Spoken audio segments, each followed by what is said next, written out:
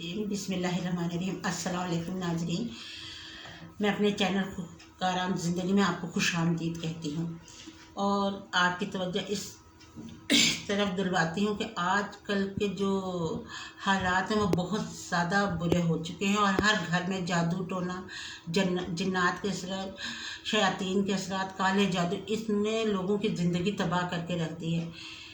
हमें चाहिए बहैसियत मुसलमान हम कुरान और सुन्नत की रोशनी में इससे मदद हासिल करें, और वो मदद ये है कि हम कुरान पढ़ें, इसको पढ़ें, समझें, इस पर अमल करें। नबी पाक सल्लल्लाहु अलैहि वसल्लम ने फरमाया है कि सूरत बकरा की आखिरी 2 आयतें ये बहुत ज़्यादा मुफीद हैं, हर घर में पढ़ी जाएं तो इंशाअल्लाह ताला जिन्नात उस घर में दाखिल नहीं होते, शयातीन का उस घर में दाखिला ममनू होता है। जिस घर में नबी पाक सल्लल्लाहु अलैहि वसल्लम फरमाए ये 2 आयतें पढ़ी जाएं।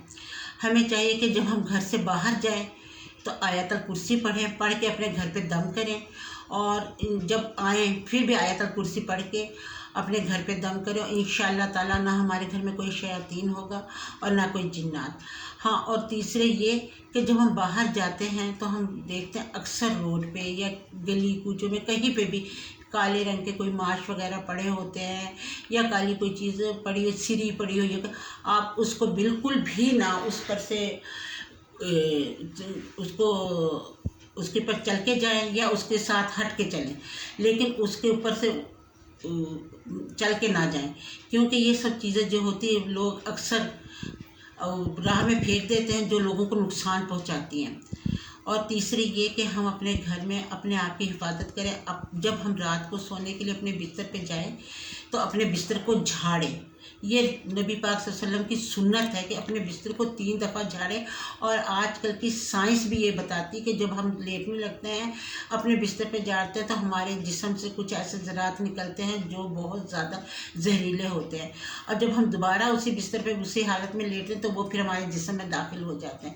हम अपने बिस्तर को झाड़ें और अपने जब बिस्तर पे जाते हैं तो अल्लाह ताला का ज़िक्र पाक करके हम बिल्कुल सीधा होकर अपने हाथों को जोड़ने के बाद हम आयतल कुर्सी आखिरी आयत कुरान पाक की सूरत फलक और सूरत नास 3-3 दफ़ा पढ़ के अपने हाथ में फूंक मार के हम सर के पास पीछे ले जाके आगे के पैर के पास से झाड़ दें।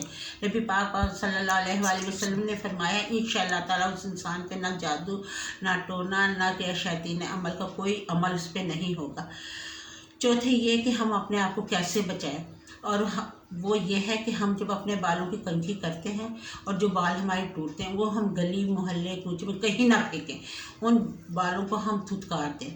अगर थुतकारेंगे तो उससे ये है कि उस पर कोई जादू टोना नहीं करेगा, क्योंकि आजकल के जो लोग हैं वो ये एक दूसरे के पीछे लगे हुए। उन बालों को हम थुतकार के फेंकें तो इन चीज़ों से महफूज रह सकते हैं, हमारी ज़िंदगी का आम बन सकती है। इंशाअल्लाह ताला आप मेरी इस वीडियो को देखेंगे और आपको इंशाअल्लाह ताला ज़रूर फ़ायदा होगा।